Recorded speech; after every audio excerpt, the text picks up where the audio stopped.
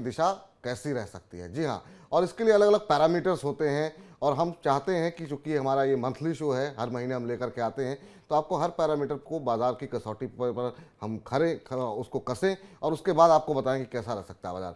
सबसे पहले जानते हैं कि फंडामेंटल नज़रिया क्या कुछ कह रहा है और कौन से बड़े की ट्रिगर हैं जो कि बाजार पर अपना असर डाल सकते हैं। इसके लिए हमने बातचीत की संतोष सिंह जी से, और संतोष सिंह जी का कहना है कि दिसंबर महीने में निफ्टी 17,900 से 18,500 के बीच कारोबार कर सकता है। तो एक रेंज बाउंड ट्रेड की उम्मीद उन्होंने जताई है, लेकिन उनका यह भी मानना है कि अगर 18,500 के ऊपर निफ्टी टिक जाता है तो फिर वहां से 700 से लेकर के 1,000 अंकों की तेजी और भी देखने को मिल सकती है।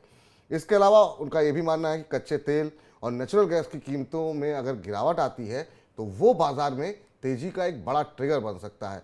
यहाँ से कोई भी पॉजिटिव खबर शेयर बाजार को मोमेंटम दे सकती है। इसके अलावा दूसरा बड़ा ट्रिगर उनका कहना है डॉलर में गिरावट अगर आती है, ये भी निफ्टी में एक बड़े ब्रेकआउट की वजह बन सकता है। अगर डॉलर इंडेक्स में गिरावट आती है, रुपया मजबूत होता है।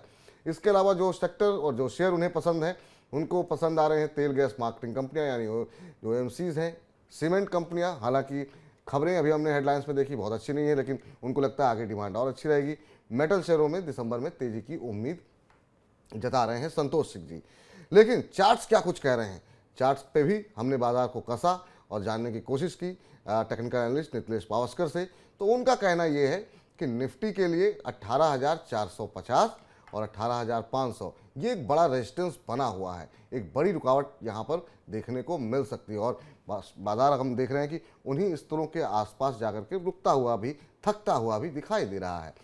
उनका कहना यह है कि 18,200 18,250 ये एक महत्वपूर्ण सपोर्ट है। यहाँ जो है बाजार जो है आकर के टिकता हुआ दिखाई देगा। 43,000 43,500 के स्तर पर बैंक निफ्टी को शॉर्ट कर सकते हैं।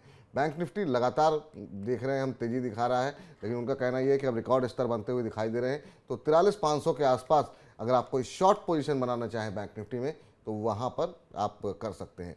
पीएसयू बैंक्स में जो रैली देखने को मिल रही है, उनका कहना यह है कि अब बहुत सारे शेयर ऐसे हैं जो कि काफ़ी ज़्यादा चल चुके हैं, तो यहाँ पर अगर आपका निवेश है तो आप फिलहाल मुनाफा बुक कर लें।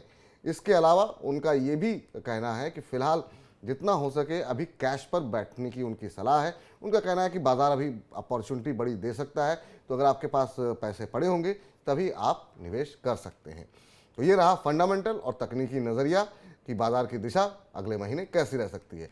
लेकिन आज के हमारी खास मेहमान से आपको रूबरू कराने का, आपसे परिचय कराने का वक्त आ चुका है। आज हमारे साथ जुड़ी हैं senior fundamental analyst Sharmila Joshi ji. बहुत लंबा अनुभव है शर्मिला जी का। शर्मिला जी, बहुत बहुत स्वागत है, आभार, अभिनंदन आपका कि आप हमारे कार्यक्रम में आई, और जब भी आप आती हैं हमारे बहुत सारे जो दर्शक हैं, निवेशक हैं, वो आपको बहुत पसंद करते हैं और बहुत कुछ सीखने को मिलता है उनको जो है आपसे। पहला प्रश्न मैम यही होगा कि हमने फंडामेंटल टेक्निकल व्यू देखा, आपकी नज़र में अब अगला महीना कैसा रह सकता है? बाजार में वैल्यूएशन को लेकर सवाल उठ रहे हैं, काफ़ी चीज़ों को देखें तो बैंक निफ्टी रिकॉर्ड हाई बना रहा है, 52 वीक हाई पे निफ्टी है। यहाँ से और तेज़ी की उम्मीद करें, नए हाई और बनते हुए दिखाई देंगे, या आपको लगता है थोड़ी सुस्ती देखने को मिलेगी? तो आई थिंक वैल्यूएशन तो देखना ठीक नहीं रहेगा, क्योंकि मेरे हिसाब से ये मार्केट काफी लंबे समय से एक थोड़े एलिवेटेड वैल्यूएशन पर ही चल रहा है और रेंज बाउंड भी रहा है। आई थिंक कि for the longest time Nifty ये 18,000 के रेंज में बहुत लंबे समय तक ट्रेड कर रहा है। तो उम्मीद यही है कि क्योंकि अब ग्लोबली संकेत थोड़े सुधरते नजर आ रहे हैं और एक दो दिन में हमें फेड की बैठक का भी जो मिनट्स है वो सुनने मिलेंगे। I think by Friday we will get to hear, तो उससे भी काफी चीजें क्लियर होंगी। बिकॉज आई थिंक जो पिछली फेड की मीटिंग थी वहां से मार्केट ने काफी एक एनकरेजिंग मूव इस तरह का लिया कि शायद जो उन्होंने चीजें की है इन टर्म्स ऑफ कंट्रोलिंग इन्फ्लेशन वो अब काम आएगी, और शायद अब रेट हाइक्स पर थोड़ी डविश कमेंट्री आ सकती है। सो आई थिंक वो अगर चीज होती है और ये हमें सेंस मिलता है कि यूएस में जो लगातार एक डिबेट चल रही थी कि recession, no recession, soft landing, hard landing, उसके आगे शायद मार्केट निकल सकता है। तो इन्फ्लेशन है और स्लो डाउन है, ये मार्केट में ऑलरेडी एक तरह से पचा लिया है। It's now in the price. तो आई थिंक मार्केट अब इसके आगे मूव करेगा, लेकिन इसके लिए जो ये जो कल 2 दिन के बाद जो मीटिंग के हमें मिनट सुनने मिलेंगे और जिस तरह का फेड से डेटा आता है वो उस पर निर्भर रहेगा. So hmm. I think if that pans out well then I expect December to be a good month. और मार्केट अगर आप साइंस देखेंगे तो it is completely poised. Specially अगर आप बैंक निफ्टी देखेंगे तो ये पूरा दर्शा रहा है कि मार्केट हायर लेवल पे ट्रेड कर सकता है. और लेट्स नॉट गो जैसे कि अभी आप चर्चा कर रहे थे थोड़ी देर पहले कि FIs have been buyers hmm. For the last couple of weeks. और ये चीज काफी सिग्निफिकेंटली डिफरेंट है जो उनका अभी तक का रवैया रहा है पिछले 7-8 महीनों से. They been net sellers. तो अभी जाके थोड़ी बाइंग दिख रही है. ये एक तो ma'am lot of positive points to put a short point की. बहुत सारे पॉजिटिव पॉइंट्स हैं. लेकिन मेरे हिसाब से कि जो टर्न ऑफ इवेंट्स रहेगा विद दिस मीटिंग, क्या वो रीइंफोर्स करता है इस चीज को कि US is on a better path. उससे हमें मुझे लगता है कि दिसंबर के महीने के लिए बहुत सारे संकेत मिलेंगे. एक हमने खास रिपोर्ट तैयार की है, उस पर जाएं हम उससे पहले एक इस पर एक और मेरा सवाल ये है। आज सुबह एक खबर आई गोल्डमैन सैक्स को लेकर के और एफआईएस को लेकर के, जो उनका व्यू पॉइंट है कि भारत से ज़्यादा उनका रुख अब चीन की तरफ होगा, क्योंकि उनको उम्मीद है कि 2023 से वहाँ रिकवरी आनी शुरू होगी। दूसरा, उनका कहना ये है कि फर्स्ट हाफ जो है वो काफ़ी सुस्त रहेगा। सेकेंड हाफ में हालांकि उन्होंने जो टारगेट दिए हैं वो अच्छे टारगेट हैं, 12% के रिटर्न की उम्मीद कर रहे हैं। आप गोल्डमैन सैक्स की इस रिपोर्ट को कैसे देख रही हैं, जो भी जिसका जिक्र वेरी हमने हेडलाइन में भी ऑनेस्टली किया? मुझे थोड़ी कंजर्वेटिव लगी रिपोर्ट. ये सुनने में 20,500 अच्छा लगता है. लेकिन वो शायद इसलिए भी है बिकॉज एज आई सेड हम बहुत लंबे समय तक ये 18,000 के रेंज में रहे हैं. So I think even if it goes to 19,000 today, honestly I will celebrate कि चलो वो 18,000 की सीरीज तो खत्म हुई और हम आगे बढ़े. But the fact of the matter is, जो आपने कहा कि you are actually factoring in like a 12% growth. और उसके साथ साथ मोर इम्पोर्टेंटली वो भी ठीक है, वो भी आंकड़ा ठीक है बिकॉज वो आखिर में अर्निंग्स पर डिपेंड करेगा. लेकिन जो उन्होंने इन्फ्लेशन का भी जो उन्होंने आंकड़ा दिया है वो भी एक तरह से ठीक है. लेकिन जो इंटरेस्ट रेट, रेपो रेट और जो जीडीपी का उनका फोरकास्ट है वो मेरे हिसाब से थोड़े दोनों कंजर्वेटिव है. आई थिंक जीडीपी जो उनका टारगेट है दैट लुक्स वेरी कंजर्वेटिव. और रेपो रेट ठीक है. Again I think they talking of 6.75 और फिलहाल 5.9 है. So that is also okay. So overall I think कि it will now really depend कि किस तरह का corporate performance रहता है और किस तरह से अगर चीजें बदलती है in terms of capex cycles improving etc. तो फिर वो आपको numbers में दिखाई दिखेगा देगा। in the coming quarters and जी। that could change things significantly. So I think actually that it is a little conservative report. अब बजट आने वाला है और बजट से पहले अगर हम कोई थीम पकड़ना चाहें तो हमेशा जो है, चूंकि अब ये जो बजट होगा वो एक तरीके से पूर्ण बजट होगा, आखिरी पूर्ण बजट होगा सरकार का। डिफेंस सेक्टर को लेकर के क्या आपका आउटलुक इस समय आप देख रही हैं, क्योंकि बहुत सारे फ्रंट पे बहुत सारे काम हो रहे हैं और जो स्टेटमेंट गवर्नमेंट की तरफ से है 2024 से पहले बहुत सारी बातें हो रही हैं पॉलिटिकल न्यूज़ में। ऐसे में डिफेंस को लेकर के आपको लगता है कि नज़र बनानी चाहिए? भारत फोर्ज हुआ या फिर एस्ट्रा माइक्रो हुआ, ऐसे में हमने देखा कि पिछले कुछ दिनों में 5-6 महीने में रिटर्न तो अच्छे आए हैं, हालांकि नवंबर में उतने नहीं चले। ओवरऑल इस सेक्टर पे आपकी राय और आपके पसंदीदा शेयर यहाँ पर कौन से होंगे? तो आई थिंक जैसे आपने कहा कि काफी कुछ इस सेक्टर को लेके हुआ है और आगे भी होने की उम्मीद है. तो डेफिनेटली आई थिंक कि बजट के पहले ये एक बजिंग सेक्टर रहेगा और इसमें हम डेफिनेटली मूव्स देखेंगे. बट ऑल्सो जैसे आपने कहा कि ये इनमें से काफी स्टॉक्स काफी चल चुके हैं. और कैसे रहता है इन सब में, आई थिंक जब हम पीएसयू स्पेस की बात करते हैं, whether we are talking of rail stocks, fertiliser stocks, defence stocks, तो एक चीज हमेशा ध्यान में रखनी चाहिए कि जब ऑर्डर्स अनाउंस होते हैं तो क्योंकि आपका क्लाइंट गवर्नमेंट है तो जिस तरह से आईटी में अगर ऑर्डर्स है और उन्होंने कहा कि हमें इतने 1,000 करोड़ का ऑर्डर मिला है तो उनका बिलिंग जो टाइम रहेगा ना वो हमेशा लिमिटेड और सेट रहेगा. But because the government is your client there will be delays क्योंकि चीजें पास होने में, आपको पैसे आने में बहुत, ऑर्डर मिलने से वो एग्जीक्यूट होने में और आपको पैसे मिलने में बहुत टाइम निकल जाता है. तो ये आपको चीज जरूर ध्यान में रखनी चाहिए. और इसलिए स्टॉक स्पेसिफिक बनिए. जो आपके पास स्टॉक्स है उनमें डेफिनेटली आप इन्वेस्टेड रहे, क्योंकि ये एक ऐसी थीम है जो ऐसे नहीं लग रहा कि खत्म हुई है. लेकिन आगे चलकर फॉर फ्रेश परचेस मेरे हिसाब से आपको थोड़ा स्टॉक स्पेसिफिक बनना चाहिए. और डिप्स पे बाय करना चाहिए। उसमें मेरी रिकमेंडेशन जी। रहेगी हिंदुस्तान एरोनॉटिक्स के साथ, भारत इलेक्ट्रॉनिक्स के साथ और बीएमएल के साथ। तो बीएल में, बीएमएल में, भारत, इसमें एचएल में, यहाँ पर आप खरीदारी कर सकते हैं।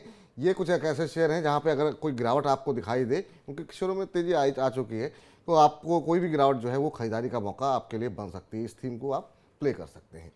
अगला महत्वपूर्ण सवाल स्टार्टअप्स को लेकर के है, और स्टार्टअप्स ने बहुत रुलाया। शुरुआती दौर में ऐसा लगा कि पूरी बाजार की थीम बदल गई, और जब आईपीओज आ रहे थे और 100% तक के लोगों को रिटर्न मिल रहे थे, तब ऐसा लगा कि एक नया सेक्टर बूम कर रहा है, लेकिन ये चल नहीं पाया बिल्कुल। और जिस तरह की खबरें अब आ रही हैं, खासतौर से अभी पेटीएम की जो पिटाई लगातार लगातार होती हुई दिखाई दे रही है। अब हम देख रहे हैं 500 के नीचे भी आ गया। क्या करना चाहिए अब? क्या बॉटम फिशिंग के मौके यहाँ पर आपको कहीं लग रहे हैं, या आपको लगता है कि नहीं, ये स्टोरी जो जिसके बारे में बहुत बड़ी चर्चा हो रही थी वो फेल हो गई एक तरीके से? See, it's very wrong to say कि फेल हुई है या whatever. I think अगर स्टॉक प्राइस बढ़ी और किसी ने स्टोरी बनाई तो वो मार्केट ने ही स्टोरी बनाई। और मार्केट उस समय उस मूड में था कि उनको कंपनी की यानी प्रॉफिटेबिलिटी नहीं देखनी थी, कितना they didn't want to see numbers, they wanted to buy a story.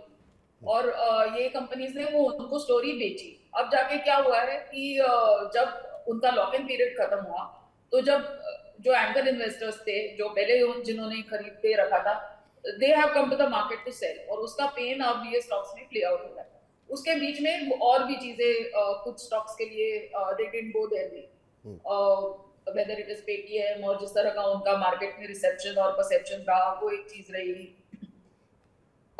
Lot of exits, Zomato ने अपने 2-3 बड़े जो कारोबार थे, उनके जो हेड्स थे, वो उन्होंने कंपनी छोड़ी। So there been lot of top level exits, founder level exits, cofounder level exits in Zomato, CFOs have resigned. तो इस तरह की चीजें काफी हुई है इनके साथ। और अब जाके मार्केट ये सवाल पूछ रहा है कि इन टर्म्स ऑफ कि क्या करें and etcetera. So now I think for the companies, I would say it's time to really prove yourself in terms of numbers, क्योंकि market will reward that। और मुझे नहीं लगता कि ये अभी हमारे लिए समय है ये सब गेसिंग गेम में जाने का, कि ये बॉटम फिशिंग करे नहीं करे। आई थिंक जो अगर आपके पास नहीं है तो जस्ट स्टे अवे, क्योंकि मुझे नहीं मालूम है कि किस तरह से चीजें पैन आउट होगी। इनमें से डेफिनेटली थोड़े ऐसे स्टॉक्स हैं जो लग रहा है कि अभी that think they are getting things together, और उनमें अच्छे नाम भी इन्वेस्टेड है, और in terms of balance sheet भी उनकी सुधर रही है, ऑल दैट। बट जी। एज अ होल ग्रुप और एज अ स्टोरी मुझे लगता है कि मार्केट बहुत जल्दी अब इनमें इंटरेस्ट नहीं लेगा। So I think it's better to stay away and let us see what is happening. So it's unfair to say कि कुछ नहीं होगा, बिकॉज सब में कुछ ना कुछ स्पार्क अप पॉसिबिलिटी थी जिसको हम अट्रैक्ट हुए थे। तो वो वील नाउ हैव टू सी कि वो उसमें खरे उतरते हैं कि नहीं, क्योंकि वो अपने बिजनेस को वो नेक्स्ट लेवल पे लेके जाते हैं कि नहीं। And I think once we see that happening, market will show its appreciation and start back. ये आपने बहुत महत्वपूर्ण कहा कि भाई अगर आपके पास बहुत ज़्यादा जानकारी नहीं है तो फिर आपको अभी फ़िलहाल जो है इन कंपनियों से दूर रहें। अगर आपने पैसे नहीं लगाए हैं तो ऐसे ये मत देखें कि 500 के नीचे आ गया है, 400 के नीचे आ गया है। जब तक आने वाले दिनों में नंबर्स के ज़रिए कंपनी को प्रूफ करने दीजिए, उसके बाद से अपने आप परसेप्शन बदलेगा, और तब आप वहाँ पर एंट्री लेंगे तो हो सकता है कि आपको रिटर्न अच्छे मिले। अभी पता नहीं है कि आगे आने वाले समय वैल्यूएशन को लेकर के बहुत सारे सवाल उठ रहे थे शर्मिला जी, इस पर एक छोटा सा कमेंट आपका चाहेंगे? आपको लगता है अब आने वाले टाइम में जो आईपीओज आएंगे वो अपनी वैल्यूएशन करेक्ट करेंगे? क्योंकि वैल्यूएशन को लेकर के बहुत सारी स्टोरीज आ गई कि कंपनीज ने जो उनकी एक्चुअल नंबर्स थे उसके मुकाबले कंपनी के आईपीओ की प्राइसिंग बहुत हाई कर दी। इसमें कुछ चेंज देखेंगी भविष्य में आप? Let's hope so, because I think at the end of the day, time and again हमने ये देखा है कि जिन IPOs ने they've left something on the table for investors, उनको मार्केट ने रिवॉर्ड किया है। और होता क्या है कि जब IPO आता है तो people also try to time the market कि अभी अच्छा टाइम है, लोग पैसे लगा रहे हैं, money is flowing into the markets, जी। तो वो कंपनी ज्यादा डिमांड करती है। और जब खराब समय आता है तो वही सब पैसा निकल जाता है। और उसके साथ साथ हम आईपीओ इन्वेस्टमेंट में ये भी देखते हैं कि there are lot of people who invest just for that flip, कि पहले दिन लिस्टिंग पर ही निकल जाए निकल और जाए। पैसा बनाए। तो बिल्कुल। अगर इस तरह के लगातार इश्यूज आए जिनमें लोग पैसे नहीं बनाए, तो वो लोग भी those people will also draw back. तो सब चीजों को बैलेंस आउट करके कंपनीज को अपनी प्राइसिंग करनी पड़ेगी। जी। So far I think we been fortunate कि कुछ ऐसे स्टॉक्स आए हैं जिनको मार्केट में बहुत अच्छा रिसेप्शन दिया है, लाइक अ ग्लोबल हॉस्पिटल्स और बिल्कुल। Stocks like that. But there have been lot of stocks जो लिस्ट होते ही नीचे आना चालू हुए। सो आई थिंक कि अब ऐसा समय आया है कि management also need to be prudent, और जब प्राइसिंग करे तो इन सब चीजों को और फैक्टर्स को ध्यान में रखकर ही अपने आईपीओ की प्राइसिंग करें। जी। अब अगले सवाल पर आते हैं, और अगला सवाल एक ऐसे सेक्टर से जुड़ा है जिनकी आमदनी जो है वो ऐसे बाज़ारों से आती है जहां पर मंदी की आशंका के बादल छाए हुए हैं। आईटी शेयरों की बात कर रहे हैं मैम, और तमाम तरह की आशंकाएं, चाहे वो अमेरिका हो, यूरोप हो, और अब लगभग ऐसा लग रहा है कि 2023 आते आते शायद इन जगहों पर मंदी देखने को मिलेगी। इसका कैसा असर आप आईटी कंपनीज में देख रही हैं आने वाले दिनों में? क्योंकि कई जगहों पर हम देख रहे हैं कि हायरिंग बंद हो गई है, कुछ कंपनियां ऐसी हैं जिन्होंने थोड़ा बहुत लोगों को निकालने का भी शुरुआत कर दी है। फ्यूचर कैसे देख रहे हैं? और अगर आईटी शेयरों पे दांव लगाना हो तो आपके पसंदीदा आईटी स्टॉक्स क्या दिग्गजों के साथ ही जाएंगी, या मिड कैप आईटी जिनका फोकस भारत में है या आसपास है, वहां पे फोकस करेंगे आप? मेरे हिसाब से आईटी की जो अनसर्टेनिटी है इन स्टॉक्स को लेकर, वो 5-6 महीने से चल रही है। आई थिंक ये दूसरा क्वार्टर होगा कि लोग अनसर्टेन है कि आईटी सेक्टर और स्टॉक्स के साथ क्या करना चाहिए। एक ऐसा समय था पैंडेमिक में जब हम आईटी स्टॉक्स को बहुत अच्छे वैल्यूएशन दे रहे थे, क्योंकि ये दिख रहा था कि लॉट ऑफ ऐसी बहुत सारी कंपनीज थी जिनको आईटी सॉल्यूशंस चाहिए थे, वेरी अर्जेंट। और एक अगर एक ऐसा सेक्टर था which did not feel any pain in terms of कि नौकरियां जा रही है या anything like that, और जिनको who are getting their raises and salary hikes etc, that was IT। और अगर आप आज की तारीख में भी देखेंगे कि किस तरह की attrition rates है, तो वो भी यही दर्शाएंगे कि there is a very good demand for qualified people। और इसीलिए even companies like an Infosys, TCS, इनमें कितने हाई लेवल्स है एडमिशन की। और अगर इन्फोसिस और टीसीएस जैसी नौकरियां लोग जोड़ रहे, तो आप समझ सकते हैं कि down the the value chain और कितना पेन होगा। जी। बट एक यस, आई जी। Think I take your point कि क्योंकि यूएस में इस तरह का माहौल है कि रिसेशन आ सकता है, और तो वो सब चिंताएं अब प्ले आउट हो रही है आईटी स्टॉक्स के वैल्यूएशन में। लेकिन अभी तक नंबर्स में अगर आप मुझे पूछेंगे तो नजर नहीं आया है। और जो पीई का करेक्शन होना था वो आ चुका है। So now I think you need to be stock specific. जैसे कि आपने कहा कि फ्रंटलाइन आईटी में एचसीएल टेक, टीसीएस, इन्फोसिस ये अभी भी काफी अट्रैक्टिव लगते हैं। And in the mid cap again I think you need to be little bit stock specific. मुझे लगता है टाटा एलेक्सी की काफी पिटाई हुई है, परसिस्टेंट सिस्टम एक अच्छा स्टॉक है, तो इस तरह के बिरला स्टॉक, तो इस तरह के आपको नाम ढूंढने पड़ेंगे जो या इस लेवल से भी आपको 15-20% का रिटर्न दे सकते हैं। तो चलिए, दिग्गजों पे तो दांव लगा सकते हैं आप, कोई भी गिरावट आए। साथ साथ मिड कैप आईटी में टाटा एलेक्सी, परसिस्टेंट सिस्टम जैसी कुछ कंपनियां बताई गई हैं शर्मिला जी की तरफ से, तो पेन कॉपी लेकर के आप इस कार्यक्रम को देखिए, और जो चुनिंदा शेयर शर्मिला जी की तरफ से बताए जा रहे हैं उन पे जो है आप चाहें तो अपने वित्तीय सलाहकार की सलाह के बाद आप निवेश कर सकते हैं। या मंदी की हम बात कर रहे थे, मंदी का ही दूसरा पहलू घरेलू बाजार में देखें तो अक्सर डिफेंसिव, जब जब भी स्लो डाउन या मंदी की बात आती है, लोग कहते हैं डिफेंसिव सेक्टर में जाना चाहिए। अभी की जो स्टोरी है वो हम देख रहे हैं कि एफएमसीजी या फार्मा में कैसे आप देख रही हैं, और एफएमसीजी में क्या पसंद आ रहा है आपको? क्योंकि यहाँ पर हमने देखा कि एक स्टोरी आईटीसी की रही जिसने सबको सरप्राइज किया, बहुत दिनों तक मीम बनते रहे, लेकिन जब चला तो बहुत धमाकेदार चला। आपकी सलाह एफएमसीजी में? बिल्कुल, तो जैसे कि आपने कहा, एक तो मुझे लगता है कि एफएमसीजी और फार्मा आपके कोर पोर्टफोलियो का हिस्सा होना चाहिए, और डिफेंसिव है इसीलिए भी। और मेरे हिसाब से काफी इसमें ऐसे नाम हैं जो जिस तरह की ग्रोथ उन्होंने पिछले जो एमएनसी कंपनीज है उन्होंने जिस तरह की ग्रोथ दिखाई है ओवर द लास्ट 10-15 इयर्स, इससे मुझे लगता है कि इनमें एक इन्वेस्टमेंट की थियोरी बनती है। So whether it is Nestle, whether it is an HUL, तो इन तरह के स्टॉक्स तो आपके पोर्टफोलियो में होने चाहिए। उसके साथ साथ मुझे लगता है कि कुछ घरेलू एमएमसीजी कंपनीज भी जिस तरह की मूव्स कर रही है, जैसे आज की तारीख में टाटा कंज्यूमर की बात चल रही थी कि वो शायद बिस्लेरी का बिजनेस खरीद सकती है, तो आई थिंक कि ये एक अच्छा स्टॉक है इस लेवल पे। तो इस तरह की खबरें चलेंगी और आपको इस तरह के स्टॉक्स पर भी अपनी नजर रखनी चाहिए।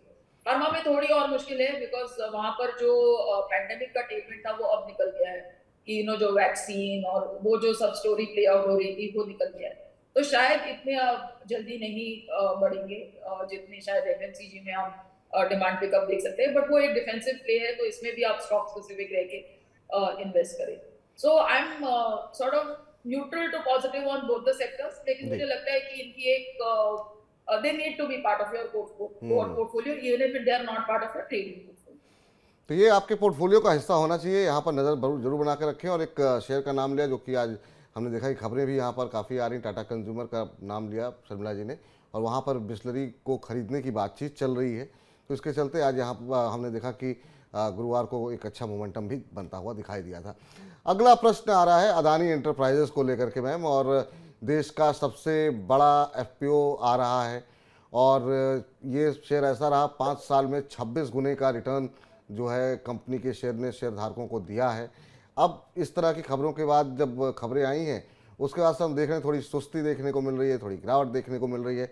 अभी कुछ करना चाहिए, वेट करना चाहिए, क्या सलाह रहेगी अदानी इंटरप्राइजेस को लेकर के, और इसके जो इतना बड़ा एफपीओ है उसके सक्सेस को लेकर आप कितनी आश्वस्त हैं?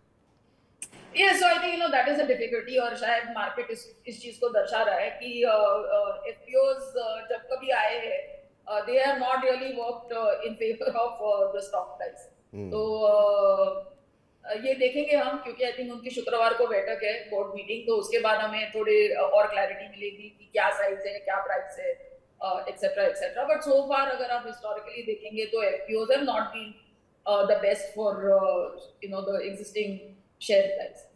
ये बात अलग है कि अडानी ग्रुप के लिए एक अलग सॉर्ट ऑफ उन्होंने एक अलग बज क्रिएट किया अपने लिए, तो होल ग्रुप अगर आप देखेंगे तो, क्योंकि बहुत डायनामिक मैनेजमेंट है और वो अलग अलग बिजनेसेस में जाना चाहते हैं और उसके साथ साथ they leverage them also quite a bit, but वो जो एक सेंस आता है ना कि this is a sort of a manage a group in a hurry, और वो अपने आप को हर तरह के बिजनेस में जहाँ पर स्केल है, अपॉर्चुनिटी है, उसमें अपने आप को इस्टेब्लिश करना चाहते हैं, then that is the Adani group. So I will not be really negative. I think I will just wait to see कि किस तरह की खबरें आती है and किस तरह मार्केट उसको रिसीव करता है, क्योंकि अपने में एफपीओ कोई बुरी बात नहीं है because it is going to increase their free flow, तो it will work to their advantage in the long term.